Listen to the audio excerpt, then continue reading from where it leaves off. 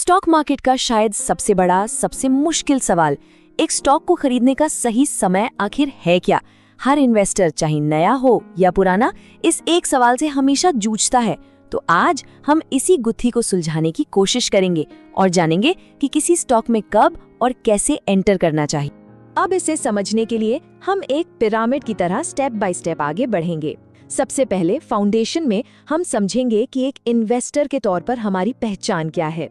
उसके बाद हम मार्केट के ट्रेंड को पढ़ना सीखेंगे। फिर जानेंगे कि हर स्टॉक के भी अपने मौसम होते हैं और हाँ, उन रेड फ्लैग्स को पहचानेंगे जो कहते हैं अभी नहीं। और आखिर में इन सब को जोड़कर हम एक विनिंग प्लान बनाने की बात करेंगे। तो चलिए शुरू करते हैं।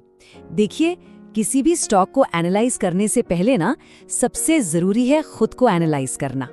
यही हमारी फाउंडेशन है, नो दाई सेल्फ, यानी खुद को जानना। तो सवाल उठता है, आखिर इन्वेस्टर होते कितने तरह के हैं और सबसे जरूरी कि इनमें से हम कौन हैं? मोटे तौर पर देखें तो दो बिल्कुल अलग अलग सोच वाले इन्वेस्टर होते हैं। एक तरफ है वैल्यू इन्वेस्टर्स। इनका मानना है कि भाई कीमत आखिर में अपनी असली कीमत, अपनी इंट्रिंसिक वैल्यू पर लौट ही आती है। तो ये क्या करते हैं, ये ऐसे स्टॉक्स ढूंढते हैं जो अपनी असल कीमत से सस्ते में मिल रहे हों। और दूसरी तरफ है मोमेंटम इन्वेस्टर्स। इनकी फिलॉसफी एकदम अलग है। ये मानते हैं कि जो चीज चल रही है वो चलती रहेगी, मतलब जो स्टॉक ऊपर जा रहा है वो और ऊपर जाएगा। लेकिन रुकिए, दुनिया सिर्फ ब्लैक एंड व्हाइट नहीं है, इन दोनों के बीच भी बहुत कुछ है। जैसे कुछ लोग गार्ब स्टाइल अपनाते हैं, मतलब growth at a reasonable price. इन्हें अच्छी ग्रोथ वाली कंपनी तो चाहिए, लेकिन एक वाजिब दाम पर। तो अपनी स्टाइल ढूंढने के लिए ना खुद से कुछ सवाल पूछने होंगे। क्या हम रिस्क लेने से घबराते हैं या रिस्क लेना पसंद करते हैं? क्या हम लंबी रेस के घोड़े हैं या शॉर्ट टर्म में सोचते हैं? इन सवालों के जवाब ही हमें सही रास्ता दिखाएंगे। ठीक है, तो एक बार जब हम ये समझ गए कि हम किस तरह के इन्वेस्टर हैं, तो अब आता है हमारा अगला स्टेप, मार्केट के ट्रेंड को पढ़ना। आप इसे बिल्कुल ऐसा समझिए जैसे कोई नाविक समुंदर की लहरों को पढ़ता है। और इन ट्रेंड्स को समझने के लिए एक बहुत ही पावरफुल टूल है जिसे कहते हैं डाउ थ्योरी।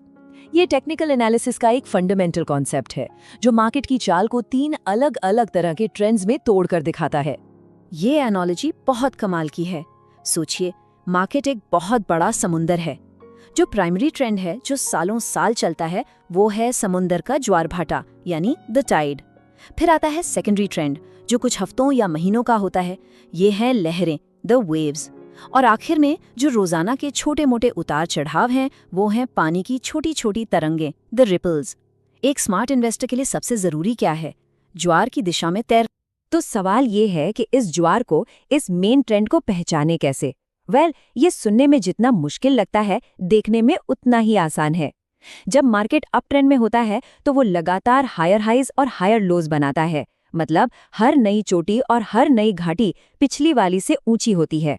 और इसका ठीक उल्टा होता है डाउन ट्रेंड में, लोअर हाइज और लोअर लोज बनते हैं।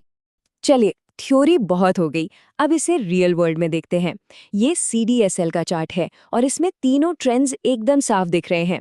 ये रहा अप ट्रेंड, फिर एक साइडवेज फेज और फिर डाउन ट्रेंड। देखा?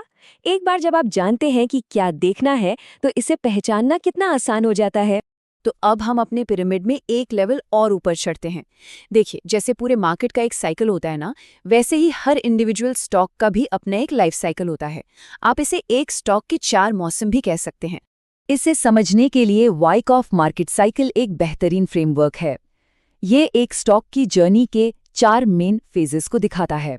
इसे एक रोड मैप की तरह सोचिए, जो बताता है कि कोई स्टॉक अपने लाइफ साइकिल में किस किस पड़ाव से गुजरता है। तो ये 4 स्टेजेस क्या हैं? पहला है एक्यूमुलेशन। ये वो स्टेज है जहां स्मार्ट मनी, बड़े इन्वेस्टर्स चुपचाप स्टॉक को जमा करते हैं। फिर आता है मार्कअप, जब पार्टी शुरू होती है और स्टॉक की कीमत तेजी से ऊपर भागती है। तीसरा है डिस्ट्रीब्यूशन।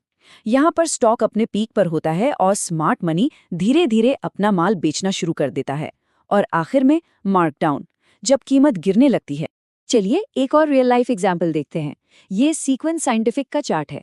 आप साफ देख सकते हैं कि कैसे ये चारों स्टेजेस, एक्यूमुलेशन, मार्कअप, डिस्ट्रीब्यूशन और मार्कडाउन, कई सालों के दौरान इस स्टॉक में प्ले आउट हुए हैं। जब आप थ्योरी को चार्ट पर हकीकत में देखते हैं ना, तो कॉन्सेप्ट एकदम क्रिस्टल क्लियर हो जाता है। ऑलराइट, अब हम अपने पिरामिड की चोटी पर पहुंच गए हैं। ये सबसे जरूरी हिस्सा है रेड फ्लैग्स। ये वो वार्निंग साइंस हैं, वो खतरे की घंटियां हैं जो हमें चिल्ला चिल्ला कर बताती हैं कि भैया इस स्टॉक से दूर रहो। रेड फ्लैग नंबर 1, एक क्लियर डाउन ट्रेंड। ये सबसे बेसिक और सबसे जरूरी नियम है। इस चार्ट को देखिए, स्टॉक लगातार लोअर लोज और लोअर हाइज बना रहा है। एक पुरानी कहावत है, never try to catch a falling knife. गिरते हुए चाकू को पकड़ने की कोशिश मत करो। मतलब ट्रेंड के खिलाफ जाना बहुत बड़ी गलती है। Red flag number 2, peak margins. इसका क्या मतलब है? जब किसी कंपनी की प्रॉफिटेबिलिटी, उसका मुनाफा आसमान छूने लगता है, जैसे इस केस में 38% तक पहुंच गया, तो ये अक्सर एक पीक का सिग्नल होता है।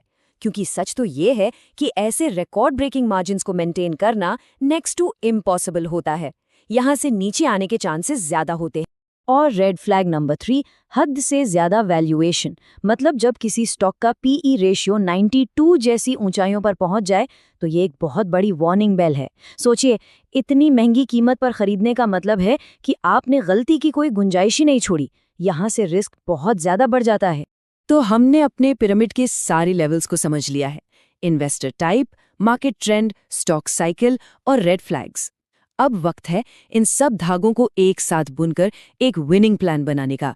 समीर अरोड़ा की ये बात रेड फ्लैग्स वाले सेक्शन को परफेक्टली समराइज करती है।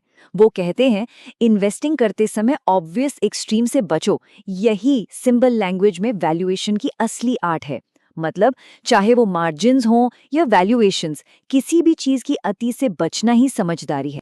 और आखिर में मार्क मिनर्विनी का ये पावरफुल कोट, स्टॉक मार्केट में लॉन्ग टर्म सक्सेस का होप या लक से कोई लेना देना नहीं है। विनिंग ट्रेडर्स के पास रूल्स होते हैं और एक वेल थॉट आउट प्लान होता है। तो लेसन क्या है? सक्सेस डिसिप्लिन और प्लान से आती है, तुक्केबाजी से नहीं।